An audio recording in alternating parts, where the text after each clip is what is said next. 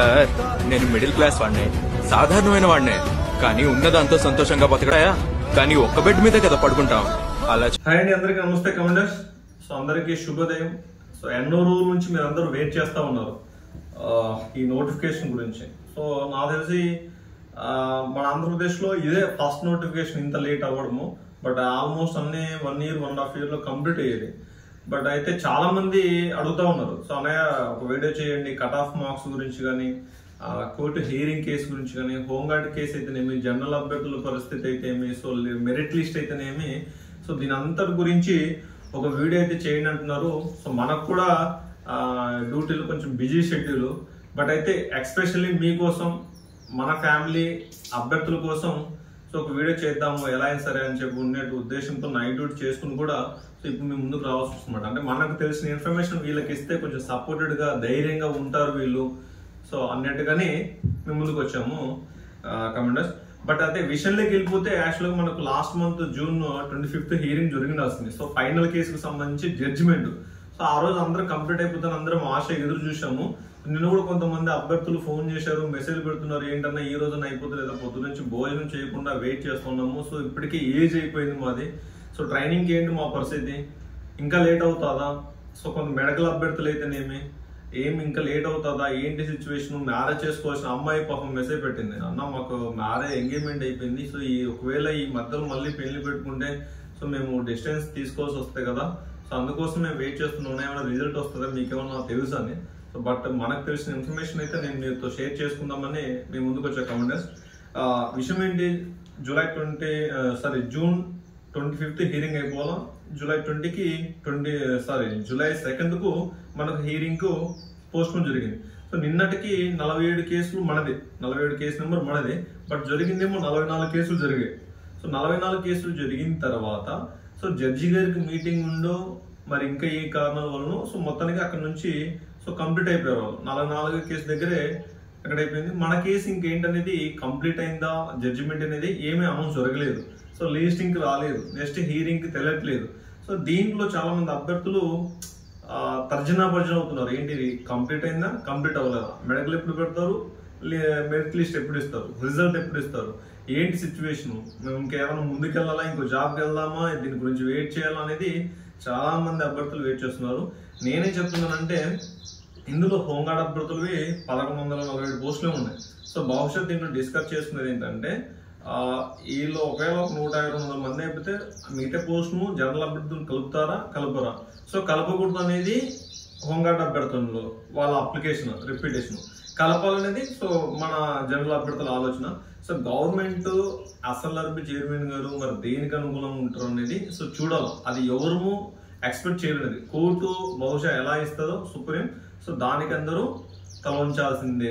So ఇది final, ఆ final judgement గురించే సో మీరైనా మేమైనా మన పోలీస్ అభ్యర్థులు ఎవరు ఈ 6001కి సంబంధించి ఎవరైతే ఉన్నారో సో అందరూ వెయిట్ చేస్తున్నారు. సో ఇది ఒక విషయం పక్కన పెట్టుకుంటే మహా అయితే ఇంకొక డౌట్ ఏంటంటే వాళ్ళు ఎంతమంది రాసింటారు అనేది ఒక చిన్న ఎక్స్పెక్టేషన్ అడుగుతున్నారు అనమాట. సో మహా అయితే ఒక 200 మందో, 250 మందో, 150 మందో క్వాలిఫై అంటారు బహుశా. అంటే వాళ్ళ కష్టము వాళ్ళకు ఉంది, వాళ్ళ ప్లేస్ లో మీరున్నా నేనున్నా సో మనకు అలా అనిపిస్తుంది, మేము ఇన్నేళ్ళు కష్టం చేసినాం కదా మరి మాకేంటి ఫలితం అనేది సో మన ఫీలింగ్ ఉంటుంది. రేపు పొద్దున ఈ రోజు ఉన్న జనరల్ అభ్యర్థి ఒక 5 ఏళ్ల కింద ఒక హోంగార్డ్ పోస్ట్కి వెళ్ళినా సో అతని ఫీలింగ్ కూడా అంతే. నేను ఇక్కడ ఓపెన్ గా చెప్తున్నా, లేదనుకో ఇదే హోంగార్డ్ అభ్యర్థి ఈ రోజు హోంగార్డ్ ఉద్యోగం చేయకుండా ఒక 3 ఏళ్ళు కష్టపడి ఒక జనరల్ అభ్యర్థి మాత్రం ఉంటే అతని ఫీలింగ్ కూడా ఇదే, మాకు కేటాయించవచ్చు కదా, మీకన్నా సగం కనీసం ఉద్యోగం ఉంది కదా అనే ఫీలింగ్స్ ఉంటాయి. సో దీన్ని నేను ఎక్కువ స్లాగ్ చేయను అనమాట. ఎవరు కూడా ఎటువంటి బ్యాడ్ కామెంట్లు పెట్టదు, ఎందుకంటే ఒక అభ్యర్థి అనేవాడు మనలో నుంచి వస్తాడు, ఒక కుటుంబంలో నుంచి వస్తాడు కాబట్టి మిడిల్ క్లాస్ నుంచి హోంగార్డ్ అంటే కూడా కోర్టు నుండి ఎవడు ఉండడు. సో మిడిల్ క్లాస్ ఒక పూట గడకనే వస్తాడు. So at the same time ఒక ఉద్యోగానికి ప్రయత్నం చేస్తున్నాం అంటే ఒక మిడిల్ క్లాస్ నుంచే ప్రయత్నం చేస్తున్నాం.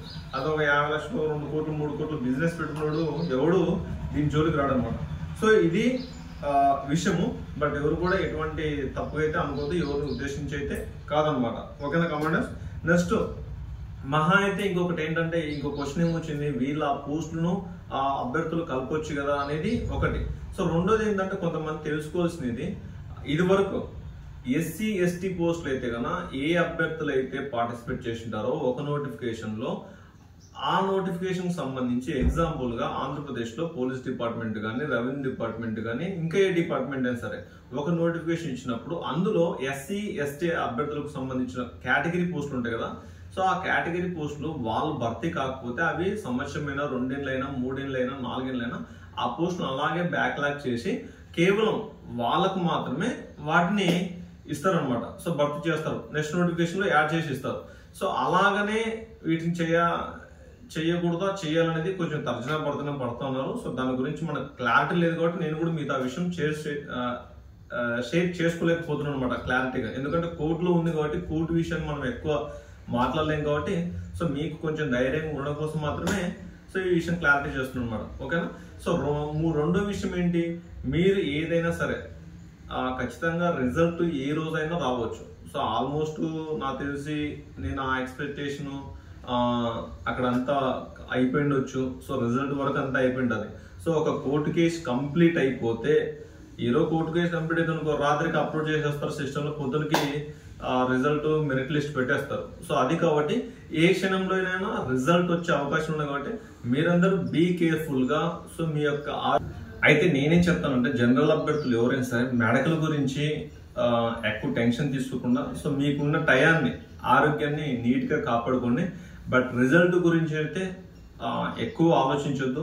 సో కష్టపడి చదివిన వాళ్ళందరికీ ఖచ్చితంగా జాబ్ వస్తుంది. సో ఇదే ధైర్యంగా ఉండండి. ఇంకా ఏ కేసు లేదు, ఫైనల్ కేసు ఇదే కాబట్టి ఏ రేజ్ అయినా, ఏ క్షణంలో అయినా రిజల్ట్ వచ్చే అవకాశం ఉంది కాబట్టి get ready for commanders. So మీ గురించే ఈ టైం కేటాయించినది. సో ఈ విషయాన్ని ప్రతి ఒక్కరికి షేర్ చేయండి. సో నచ్చితే కన్నా సబ్స్క్రైబ్ చేసి సపోర్ట్ చేయండి ఫ్రెండ్స్. మరిన్ని విషయాలతో మళ్ళీ ముందుకు వస్తాం. బై కమాండర్స్, జై హింద్.